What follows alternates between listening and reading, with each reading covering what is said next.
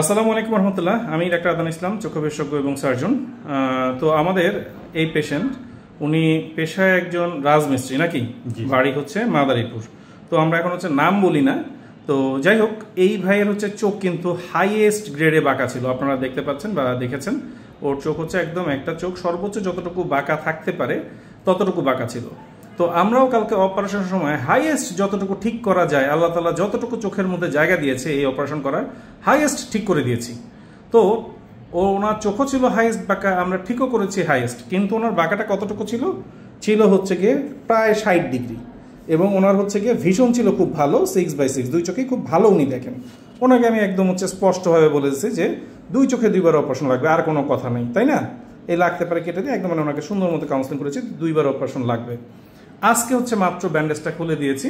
তো জাজ হচ্ছে আপনারা এটার বিচার করবেন যে চোখ কতটুকু ঠিক হলো, কতটুকু বাঁকা রয়ে গেছে।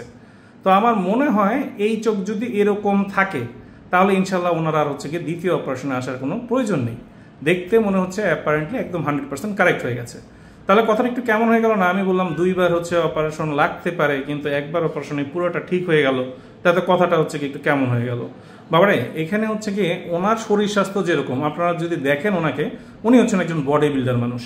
উনি নিজে যেমন বডি বিল্ডার, ওনার চোখের মাংসপেশিগুলোও ওরকম বডি বিল্ডার মার্কা।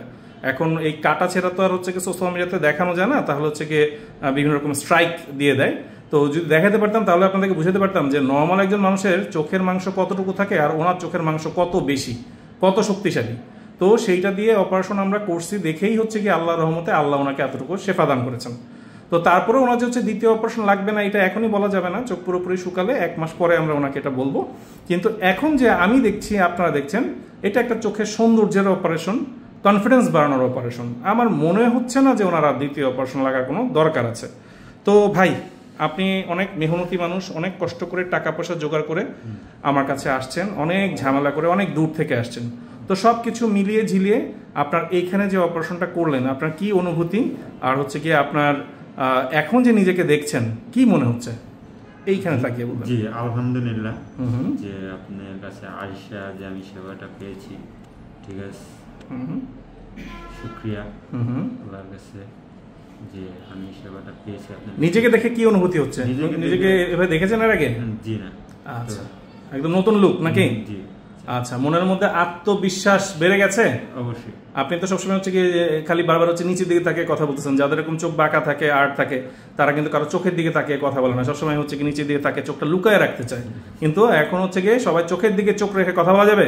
জি স্যার। হ্যাঁ, চোখ কিন্তু মনের কথা বলে। আমরা কিন্তু মানুষের চোখের দিকে তাকিয়েই চোখের ভাষা বুঝতে পারি। কার মনে দুঃখ, কার মনে অভিমান, কার মনে রাগ, সবকিছু কিন্তু চোখে ফুটে ওঠে, তাই না? জি স্যার। আচ্ছা, তাহলে আনন্দটাও কিন্তু চোখে হচ্ছে গিয়ে ফুটে উঠে। আর আপনি মাস্ক পরে আছেন, আপনার মুখ হাসি হাসি, চোখ দেখলে কিন্তু বোঝা যায়। মুখ যদি বেজার থাকতো, চোখ যদি ঠিক না হতো, সেটাও কিন্তু বোঝা যেত নাকি? জি স্যার।